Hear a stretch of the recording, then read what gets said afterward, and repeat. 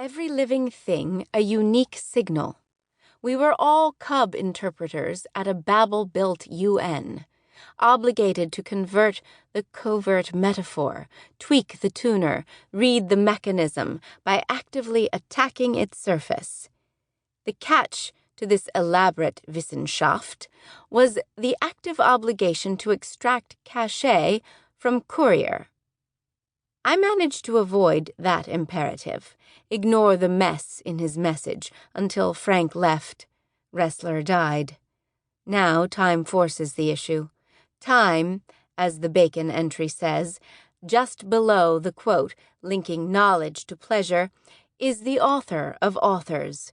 Time to start my cub translation, to learn the place, as I'm likely to be here a little longer. The whole day free, hours without end. How hard to make anything of unbudgeted time. In my remaining free days, I've decided to learn something, become expert, exchange fact for feeling, reverse what I've done with my life to date.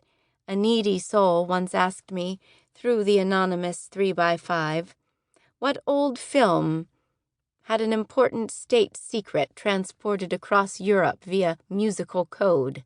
Hitchcock's The Lady Vanishes, 1938, a banner year for secret European messages. I remembered the question this morning, listening to that other musical code, whose message our circle carried through a similar plague year. I could whistle that melody in the dark, its pleasure returned permanently to school by grief. The tune of my new career. My chief problem is what to study. Something empirical, something hard. My prospect of success depends on what in the hierarchy I attach myself. I start with top magnification, fix my lens on cosmology. If that level remains abstract, I could drop to the step below, stop down an order of magnitude, make do with astronomy. A working knowledge of galaxies must be of some use in naming the place where I'm left. But the light year is too long for me to get my bearing. I must reduce the magnification another exponent, start my study with the earth under my lens. A geologist, I suppose, or oceanographer. But the explanations of this critical niche are still too large.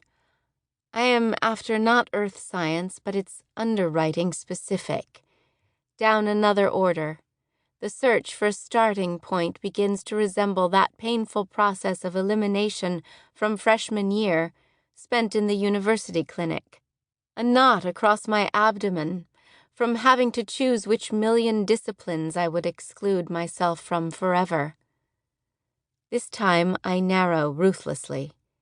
I sharpen my focus to the raw component populations inhabiting this planet. Zoologist, anthropologist? Neither would yet clamp down on the why I'm after. I go a finer gauge, assuming that understanding can be best arrived at by isolating terms. That means downshifting again to the vocabulary of political science, the first limb of the hierarchy that speaks human dialect. What do we need, and how best to get it? The question is powerful, but as I zoom in on the increasingly precise concern, explanations recede, grow fuzzy and qualified.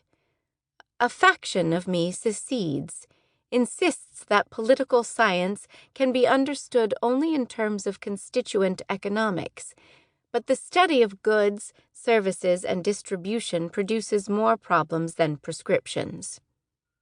Herds, it seems, are hundreds of individuals. Feeling no edge, I scale myself down into psychology. Here my lens reaches that cusp magnification, 1-to-1. But a complete explanation of behavior requires somatic cause. Focal ratio flips, increases again, now in the microscopic direction. Psych shades over the bio-threshold. The gradients, the gauges are continuous. Fields of study, like spectral bands, differ only in wavelength. No discrete moment when red ends and orange begins.